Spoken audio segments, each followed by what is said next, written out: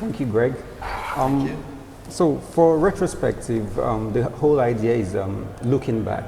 And I saw some of the films that, played in the retrospective, and the concept of looking back was strange to me because many of those films are very, very relevant. They could have been shot yesterday, even those as far back as the 70s.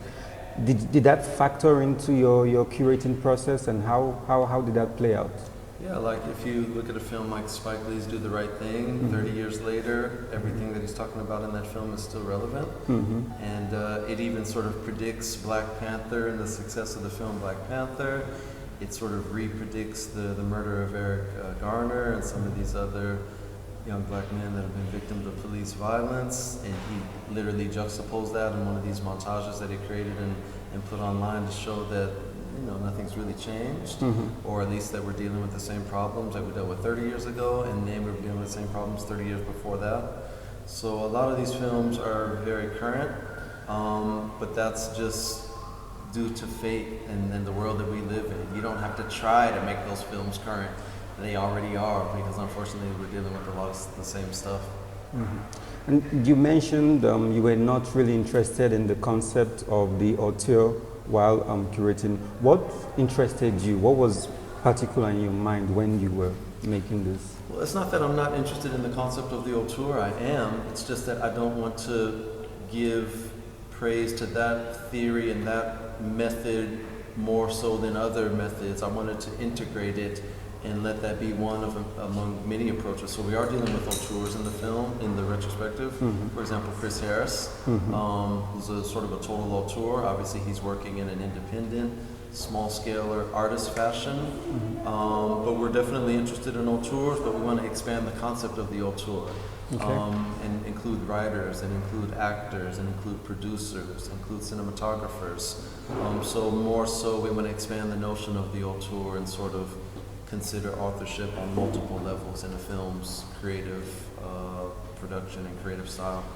Okay. What is the current thread that runs through all of the films, or most of the films, in the retrospective? All the films are dealing with black cultures, black peoples, in different countries, different continents, different regions, primarily in the lens of the 20th century. The idea was to sort of focus on after the Middle Passage, after black peoples have been forced to sort of survive in different contexts and to thrive in different contexts. So they all have this modern sort of industrial struggle at the heart of them. And different sort of black peoples and black cultures, and obviously black creatives, again, whether they're in front of the camera, behind the camera, to the side of the camera, in the studio office, wherever. And you did mention, or I read in the program, that you didn't want to go into African cinema.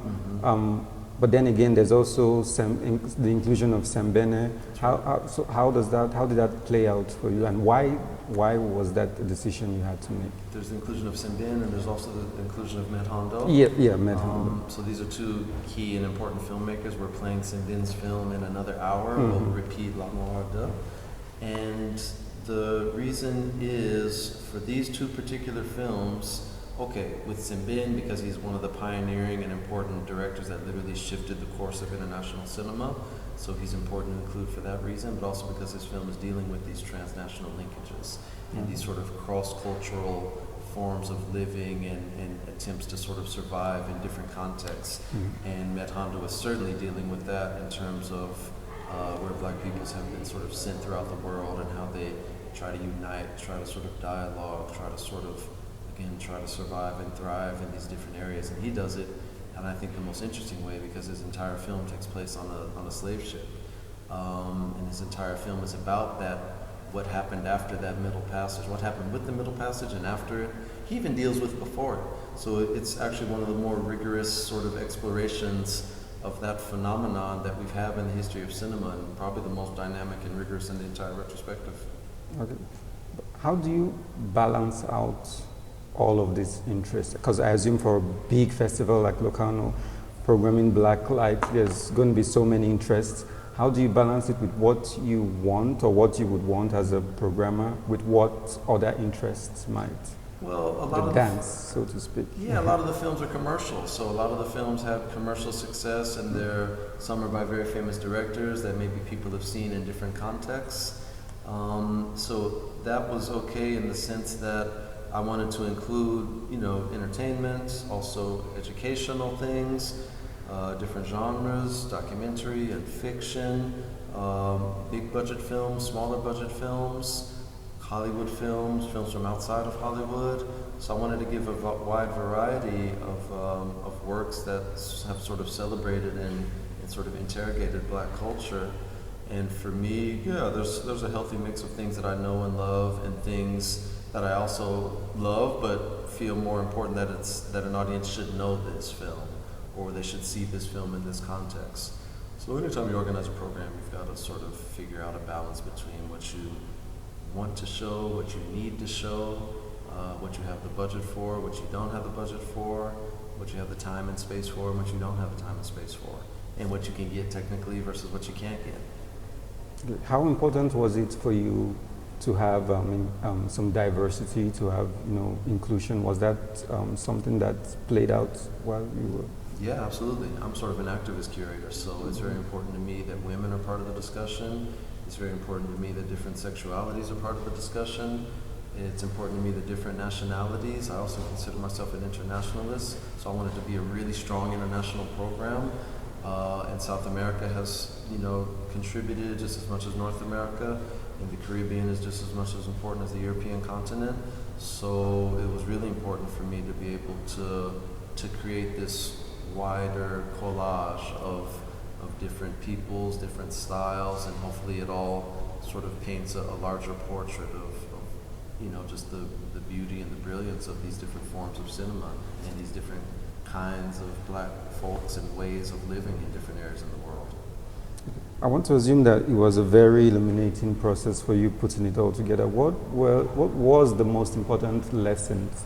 Something that was the most surprising to you while you were doing your research for this? I don't know. The most surprising thing to me was probably Oscar Michaud in 1919 with Within Our Gates, the first film chronologically in the retrospective, the first film made by a Black director that survives. So in other words, we're celebrating 100 years of Black cinema this year. And the most amazing thing to me was that his film was thought lost. It was found in the 1990s, and it was found in Spain. It was found by Filmoteca Madrid. And they saved it, sent it to the Library of Congress, they preserved it, retranslated the titles back from Spanish to English, and that's the reason that we have the film. And the surprise and the lesson behind that fact is Oscar Michaud, an independent businessman, independent Black businessman, selling his books, selling his films, a model for all these independent artists that have followed, Black artists, whether they're hip-hop artists, whether they're film artists, whatever.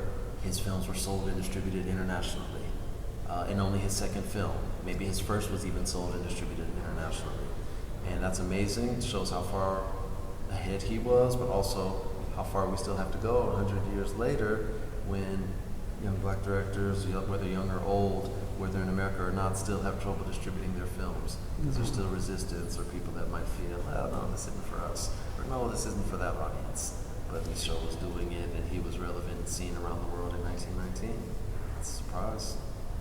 What do you think that young Black filmmakers can take away from the retrospective, from the films that you've shown in the retrospective? What's the most important thing for you that you think that they can take away from it? Well, if you work hard, if you believe in your goals and your work ethic is strong, you can take inspiration from an Oscar Michaud, who in 1919 was able to travel and sell his own books and films independently, when I'm sure in that part of the country there weren't that many people that were interested in his work. Well, maybe there were, and that's the point. He had to reach out and travel and struggle and find his audiences, in the same way with somebody like a Melvin Van Peebles, who made, fought and struggled to make Sweetback, but did it on his own, got it out there. So I think you don't need a lot of money. Money always helps, but maybe in some ways it also hurts.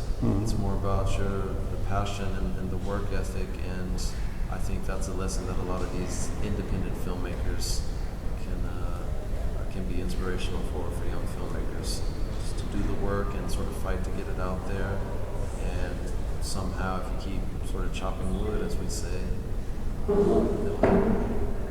Thank you very much for your work. Appreciate it, We sir. enjoyed it a lot.